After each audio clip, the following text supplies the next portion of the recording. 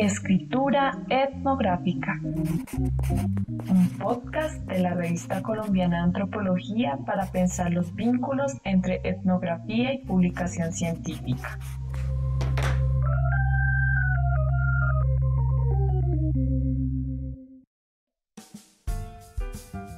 Buenos días a todas y a todos nuestros etnoescuchas. Sean bienvenidos y bienvenidas a Escritura Etnográfica, un podcast en el que nos preguntamos por la relación entre la estética de la escritura etnográfica y los requisitos formales de la publicación de artículos científicos.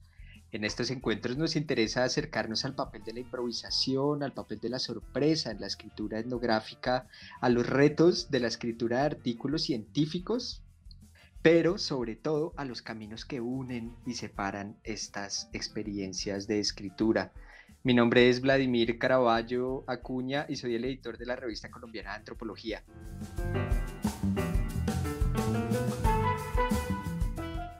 Una perpetua alteración gobernada por el océano inexorable conversa con una manera particular de estar en el mundo.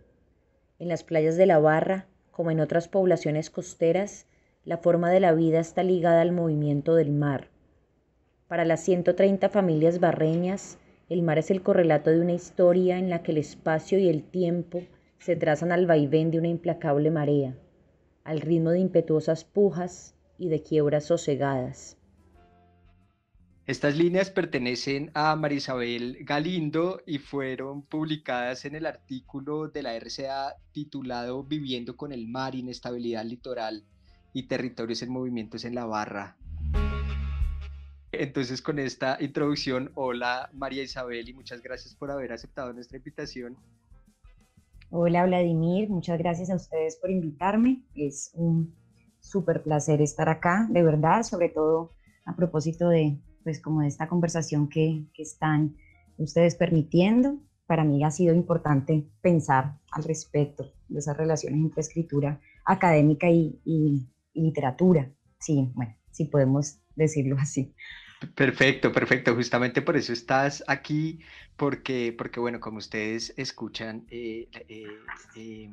tiene una pluma María Isabel bien particular y bien literaria, y justamente de eso es de lo que queremos hablar un poco. María Isabel Galindo es antropóloga de la Universidad Nacional de Colombia y magíster en estudios sociales y políticos de la Universidad ICESI, en donde actualmente es profesora e investigadora. Además, en el momento actual está cursando el doctorado de antropología en la Universidad del Cauca y suele escribir sobre el mar y específicamente sobre el mar Pacífico en la Barra.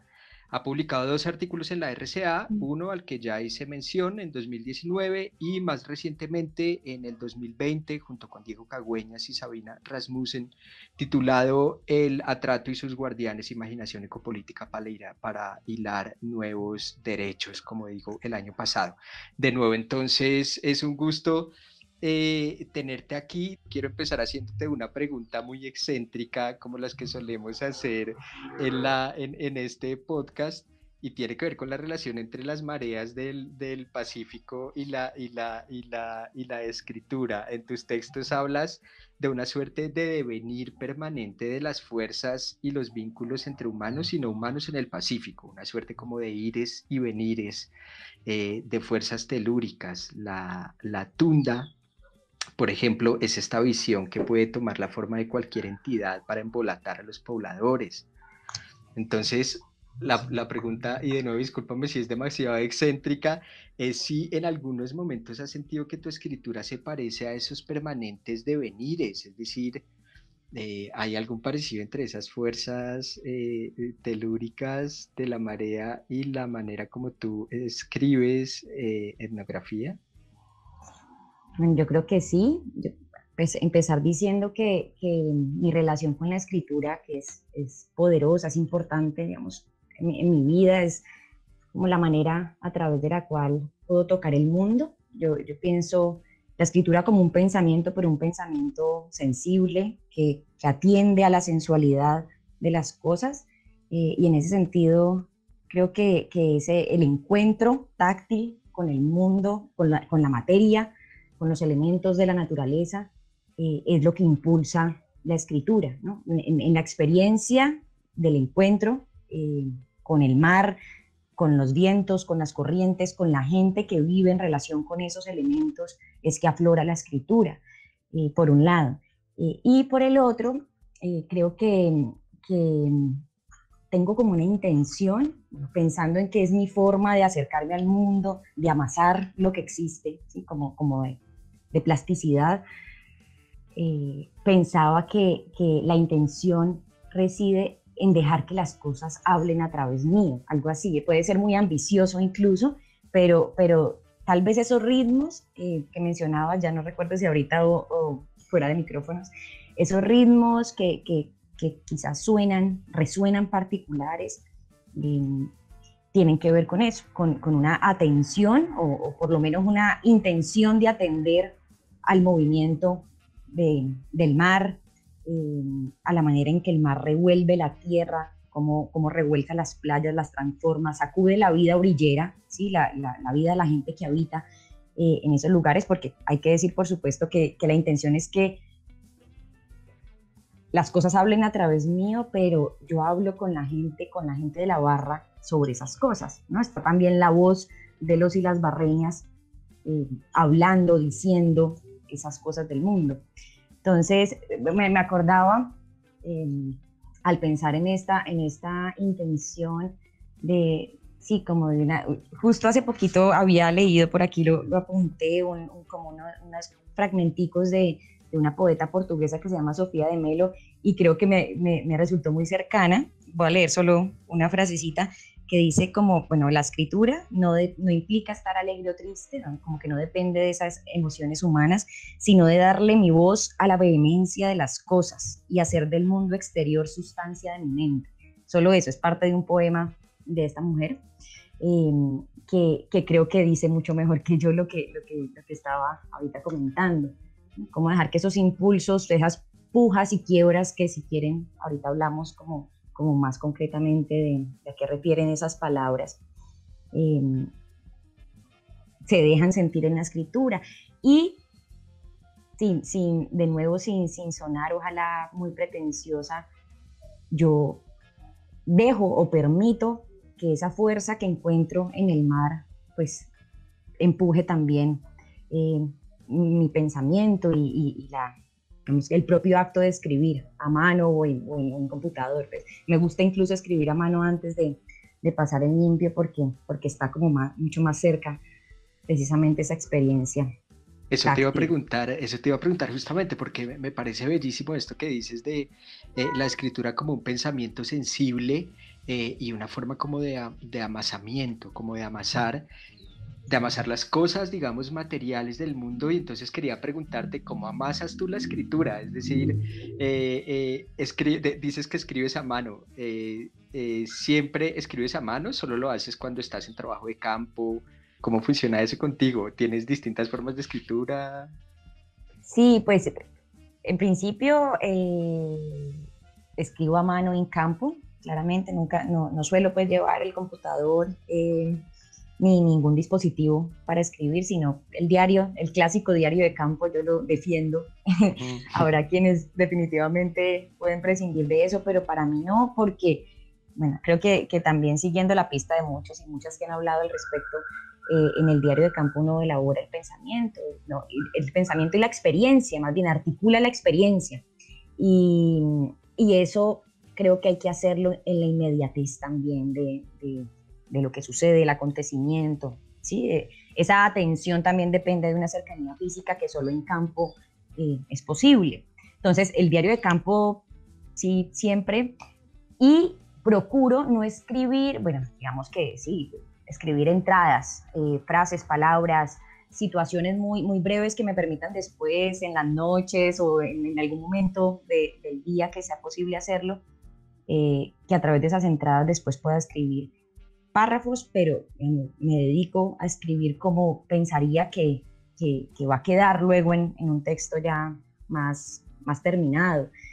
Incluso, bueno, gracias también a que me he cruzado con un par de personas que me han permitido, me han dejado hacerlo así, en el pregrado, mi director de tesis, ahorita más recientemente también en lo que llevo de doctorado, digamos que los personajes que me he topado son muy, me han dado la licencia de escribir así, y a lo que iba es que en el pregrado, mi tesis, que es quizás muy básica, no tiene muy poco de artículo científico o de esa escritura científica, es la transcripción exacta de los diarios de campo de esos 2 años, 1 año y medio en los que estuve yendo y viniendo, ahí sí, para que ahora retomemos la pregunta que hacías, en un ir y venir, ya no solo en el Pacífico, eso fue hace rato cuando estaba más peladita, en un ir y venir entre el Pacífico y los Andes, que es una relación que también ha inspirado la escritura, que incluso si pienso que me ha permitido, que me he encontrado mientras escribo, una de las cosas que recuerdo encontrar fue esa relación entre el Pacífico y los Andes a través de la tunda, ahora que la mencionabas, o del entundamiento, ¿no?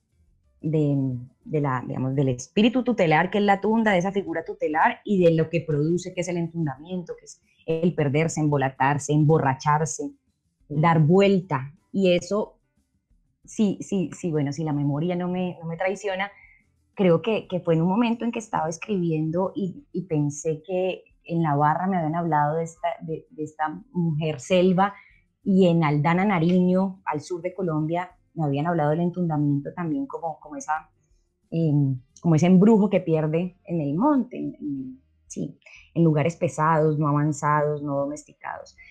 Entonces, bueno, este ir y venir que descubrí o me descubrió, eso también hay algo, es algo, perdón, que creo bien importante. A veces uno busca mucho las palabras y parece más bien que las palabras lo encuentran a uno.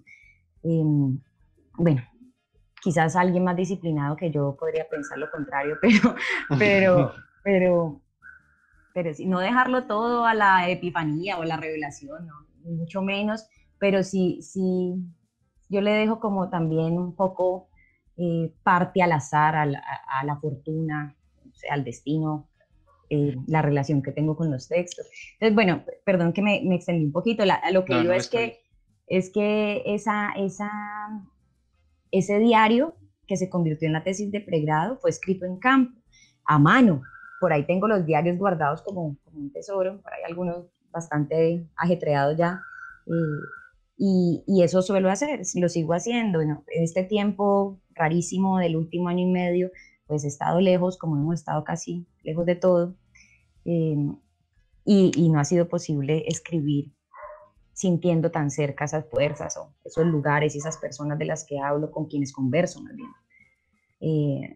Entonces, bueno, esa era la forma. Después sí, pues claramente se transcribe en computador y también se le va dando forma. El computador a veces ayuda también, esa posibilidad de editar es poderosa.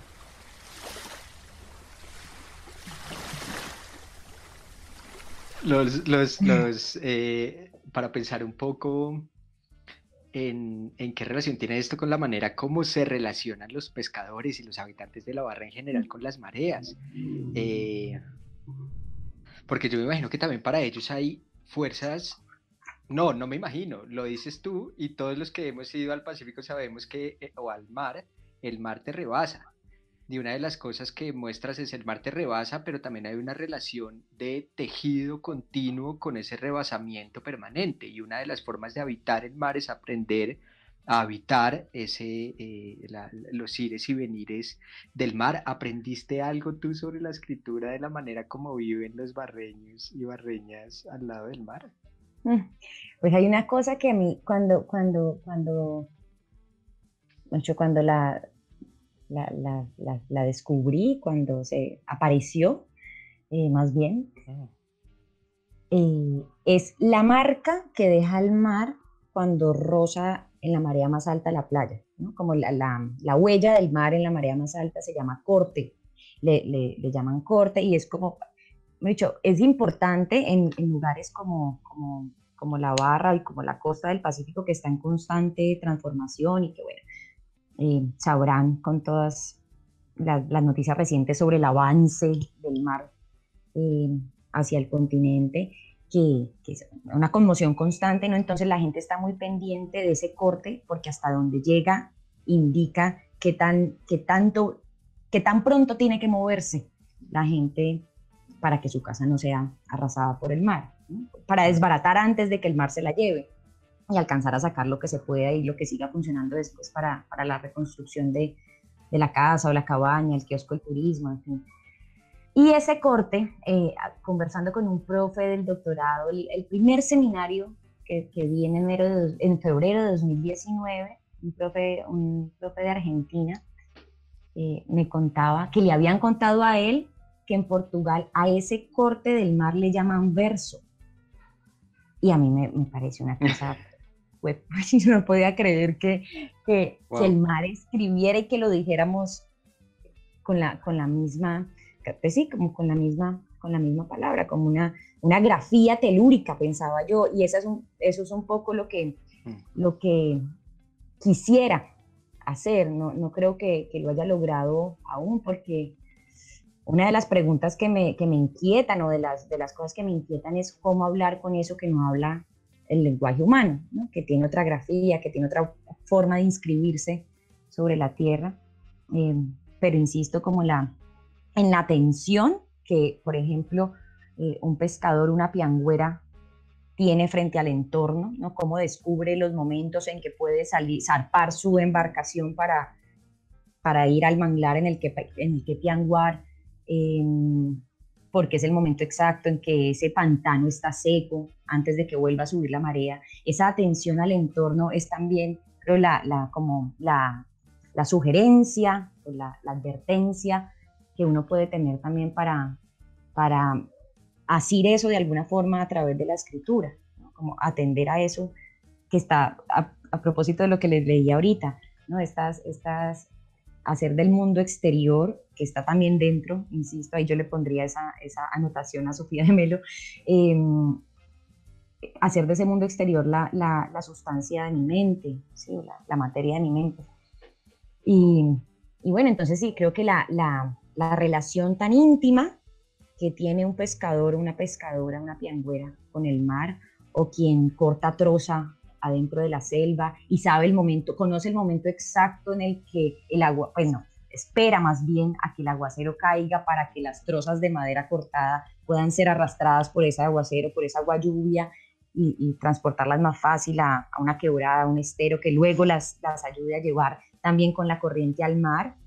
Es una atención de la cual creo que he tenido que aprender, ¿no? Pues, pensaba en la relación de los pueblos costeros. Bueno, voy a hablar así en términos muy generales, es muy concreta igual mi experiencia, muy, muy singular, ¿sí? Que es este lugar del Pacífico Vallecaucano, pero creo que la gente que vive en relación con esas fuerzas, no solo con el mar, quien vive en las faldas de un volcán, también tiene que conocer esos ritmos sí, hay una relación muy íntima allí. Pensaba que sí, que en ese conocimiento, digamos, es que se hace posible la vida, y en este caso, pues, es también lo que permite hablar de eso. Sí, igual que los pescadores tienen que como que más o menos intentar predecir cuándo viene la marea y puede acabar con sus casas, para ellos reorganizarlas y moverse a otro lugar. Igual siento que en la escritura le puede pasar a uno eso. Perfectamente, es decir, si tú estamos hablando como una escritura muy libre, que es la escritura en el trabajo de campo y etcétera, pero cuando uno se sienta a escribir un artículo académico, quizá tenga que pensar más la contención que la incertidumbre. Es decir, si tú sabes que tienes que escribir un artículo de 9.000 caracteres, de 9.000 palabras, de tantas páginas, con un argumento concreto, etcétera, quizá no vale que te dejes llevar como por la marea y esperar a ver si te lleva o no te lleva. ¿Cómo te ha funcionado eso escribiendo artículos académicos? Es muy traumático tener, por ejemplo, que ajustarte a 9.000 palabras, a un solo argumento. ¿Cómo logras encontrar el equilibrio entre esa escritura, digamos, más o menos estandarizada y una escritura más poética? ¿O no se puede? ¿O son géneros completamente distintos e irreconciliables? Yo creo que sí se puede, que hay que pelear porque se pueda. Como hay que ser un poquito rebeldes respecto de los requisitos, como de las normas editoriales a veces. Creo que eso es una conversación que es muy afortunada también con quienes terminan leyéndolo a uno, más que con las normas de la revista. Yo creo que aquí la conversa, la pelea y el acuerdo, en últimas la posibilidad de escribir libremente, pero atendiendo a determinadas cosas, está en los pares evaluadores, hay que decirlo. La revista tiene sus cosas, por supuesto, y a partir de allí me imagino que trabajan quienes lo leen a uno, pero yo agradezco, de verdad, si he podido publicar después de estar escribiendo con esa libertad que anuncio, es porque quienes me han leído, no sé quiénes son además, eso es también muy chévere, me han ayudado a hacerlo. Como está volada, por lo menos pongo un mapa y si tuve esta conmoción en alguna parte del universo. No, mentira, digamos, es una cosa muy vaga, pero sí es con ayuda de los comentarios que creo que he logrado que un texto como esos quepa en una revista científica, ¿no? Como que pase por artículo científico y bueno, que atienda estas escrituras académicas. Pero vos lo decías ahorita, y es un poco lo que pensaba con el corte y el verso del que le hablaron al profe, que me lo contó a mí, y es como creo que, no sé cómo decirlo, pero creo que uno va poniéndose también sus propios límites si va a apuntar a publicar en una revista académica. Puede que la sangre que lo permite sea este ritmo más frenético, más impulsivo, pero hay una parte de mí, ahí sí, mis amigas que creen más en los astros dirían que en algunos momentos funciona el Cáncer, en otros el Virgo, pero sí, digamos, tengo los impulsos que después encauzo y también soy obsesiva con cosas, por ejemplo eso, el número de palabras o de cumplir también o de llegar a lo que me están pidiendo que llegue mínimamente, ¿no? Mínimamente. Creo que por eso la negociación ahí con quienes lo leen a uno es fundamental. Hay un ceder mutuo ahí. Y no te sientes mal poniéndote esos límites a ti misma. Es que en algunos casos es realmente traumático, pero al parecer tú puedes gozar un poco de autolimitarte. Sí, se trata digamos, de publicar un artículo de este tipo, sí. Digamos, yo creo que si uno definitivamente no está dispuesto a hacer caso a estas sugerencias, pues habría que optar por algo abiertamente literario, sin esas restricciones. Digo esto con un poquito de prevención también, porque mi idea o lo que yo quisiera que suceda es que la escritura etnográfica sea un acto poético, no que se parezca más a esta verdad. Me acordaba también ahora que lo decía, que no es una verdad de hechos ni una verdad científica, es una verdad de otro tipo, quizás más profunda y más verdadera. Me acordaba, hay un director de cine que me fascina, que es Werner Herzog. Él habla de la verdad extática, que es como una verdad que es del trance, del éxtasis que produce, como la sintonía del propio cuerpo con el mundo, la relación, no necesariamente la sintonía. Bueno, no sé por qué me fui por la verdad extática de Herzog, pero creo que allí la apuntaría yo más bien a esa forma de conocer, después de ceder ante el lenguaje académico científico, que decía, lo digo con prevención, porque a lo que quisiera apuntar con la escritura y con la etnografía, no solo con la escritura, es hacer también de la etnografía, y menos mal me acordé de esto, porque quería comentarles otra cosa, hacer de la etnografía un encuentro poético y entendiendo lo poético con como, de nuevo la posibilidad de acercarse al mundo sensualmente, ¿sí? Como con la sensorialidad, no sé, más allá de la mirada racional, distanciada, objetiva, neutral, ¿sí? No, creo que eso sí lo dejo bastante a un lado para encontrarme con las cosas de manera mucho más apasionada, más emocional. Y me acordaba también, ahora que lo digo, alguna vez escuché, no sé, algún poeta antioqueño, no sé si José Manuel Arango, Víctor Gaviria, que es también un gran poeta, además de director de cine, que hablaba de la poesía como la posibilidad de acercarse al otro, a la otra, al otro no humano también, como la mirada poética es aquella que no juzga ni pretende verdades científicas en ese caso, sino un descubrimiento del mundo más sensible, ¿sí? Más atento, más respetuoso quizás. Y creo que eso tiene mucho que ver, yo pensaba, con lo que creo es la etnografía y la ética de la investigación, incluso, ¿sí? Un atender al otro, no sé, quizás más íntimamente, sin esa distancia que ahora mencionaba. Sí, quizá lo de la poesía es quizá uno de los mejores ejemplos, digamos, para poder entender un poco este asunto de la escritura etnográfica, porque implica ambas cosas, es decir, una inspiración, digamos, y un acercamiento, como dices, a una especie de verdad muy particular, pero al mismo tiempo de mucho trabajo. Uh-huh. No hay nada más difícil que escribir poesía, que escribir un poema. Bueno, Sin Remedio, en la famosa novela de Antonio Caballero, es un libro sobre la dificultad de escribir un poema, que es un poema larguísimo, pero es un libro bastante gordo, un volumen bastante grande sobre lo difícil que es escribir un poema.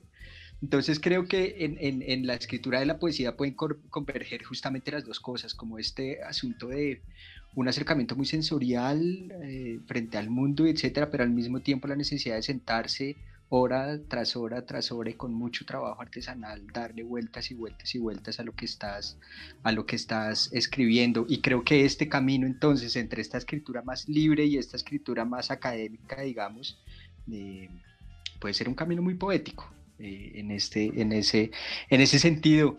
Quería, María Isabel, pasar a una etapa, digamos la última parte que tenemos en el podcast, y es recomendados etnográficos. Te habíamos pedido, no sé si lograste encontrar por ahí algo que nos encanta, como recomendados de otros autores de etnografías y formas de escribir etnográficas que nos pudieran dar pistas de todo esto de lo que hablamos, a veces especulando y haciendo desviaciones, ires y venires, y que a veces toman forma en párrafos muy concretos, en formas de escritura muy concretas. Entonces, no sé si encontraste algo que quieras compartirnos a todos los etnoescuchas y las etnoescuchas que nos oyen. Sí, y antes de eso, quiero compartirles, bueno, la verdad fue difícil decidir entre dos personajes que tengo acá al lado, ya se los comparto, un parrafito de cada libro si les parece, de cada texto si les parece, pero uno de ellos que es de un profe que tuve en la universidad, en el pregrado, se llama Luis Alberto Suárez, que él también, su escritura etnográfica es muy cercana a la literatura, creo yo.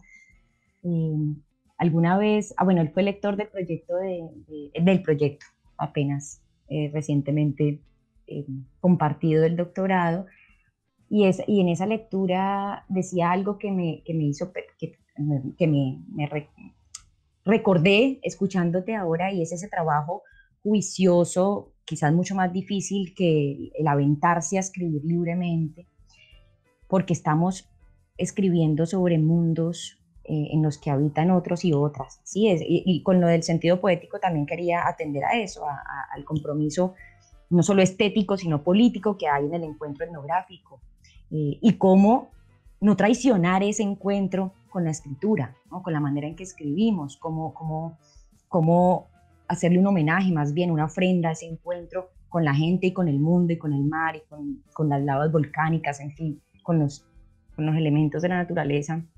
Y él decía cómo encontrar las palabras precisas para no mentir. En algún momento me dijo eso, ¿no? Entonces, como esta línea también muy, muy brumosa entre la ficción y la no ficción.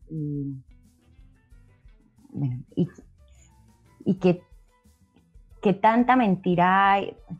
Quizás no mentimos cuando ficcionamos, ¿no? Son otras formas de la verdad también, que es un poco lo que hablábamos ahorita.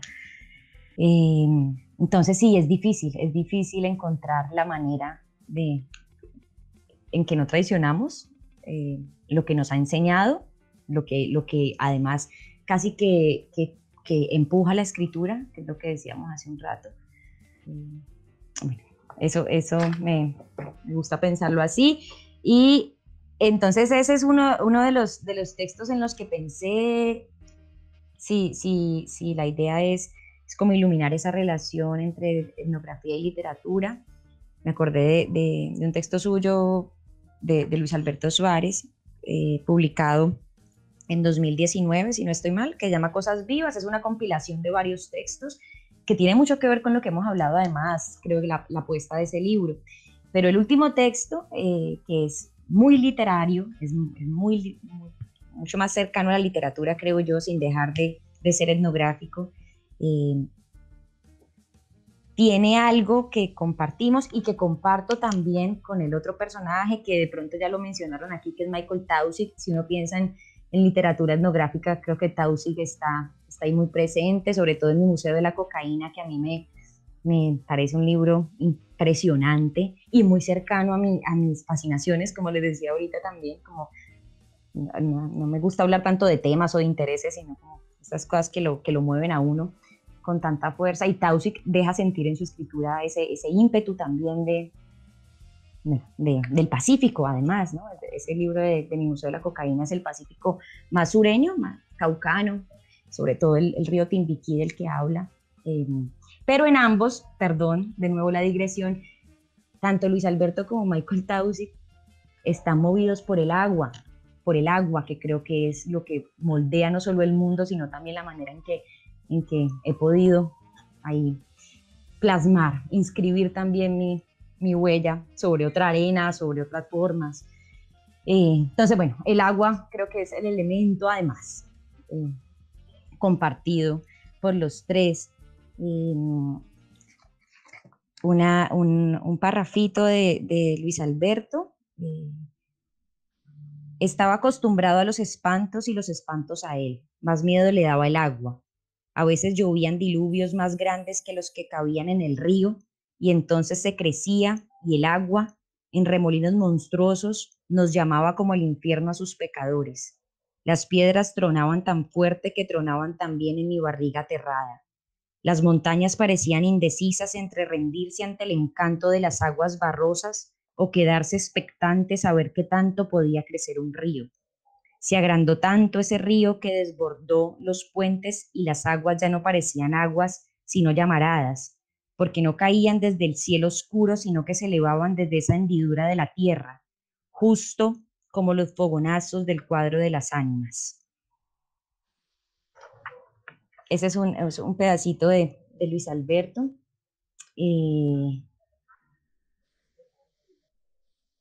Y por ahí otra frase que tiene que ver también con el agua. Y esa misma noche su ruido fue promesa, el del río, fue promesa de serenidad, y me prometí dejar que el agua limpie la vida, porque ninguna otra cosa puede hacerlo. Insisto, me siento muy cercana a eso. Y Taussig, que es tal vez el maestro en muchos sentidos para quienes peleamos por esta forma de escribir etnografía, tiene, bueno, ese libro escrito como en fragmentos. Bueno, hay tantas cosas de las que hablar que podríamos quedarnos acá. Tal cual. Bastantes horas.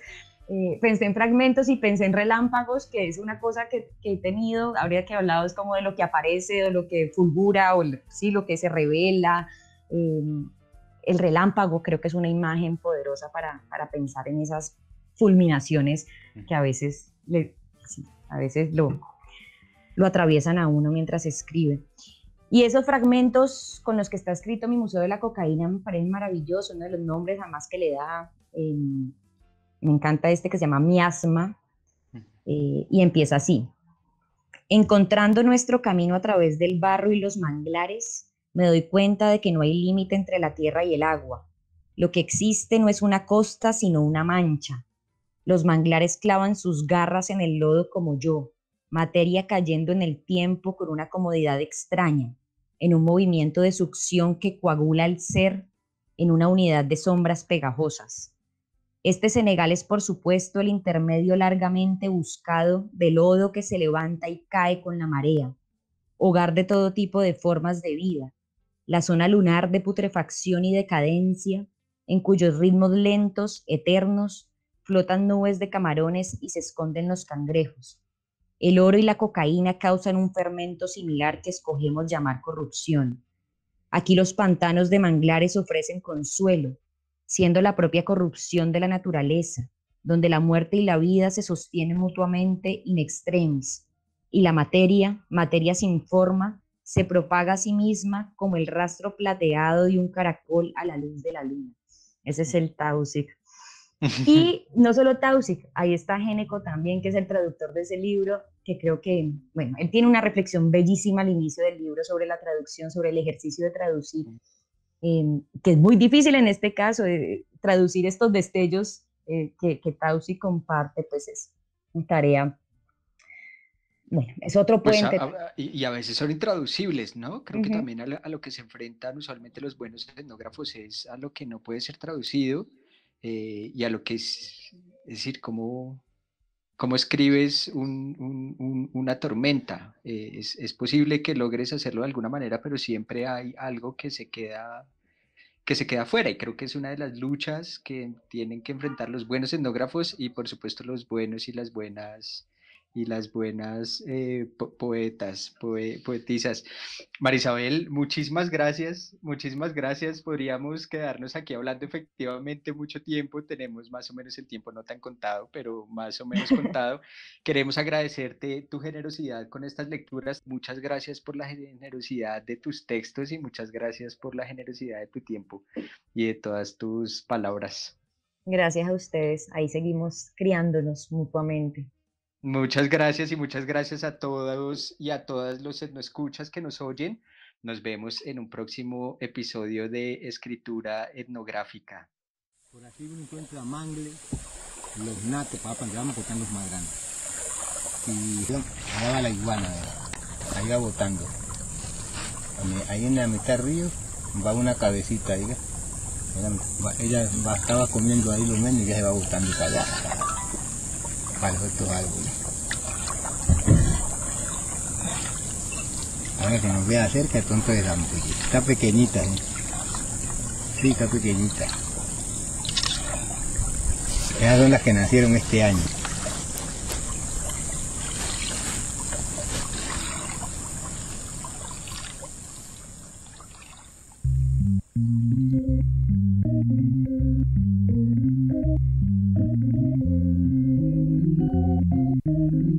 Muchas gracias a todas y todos los etnoescuchas por sintonizarnos. Nos vemos en un próximo episodio de Escritura Etnográfica. Este podcast es realizado por la Revista Colombiana de Antropología del Instituto Colombiano de Antropología e Historia.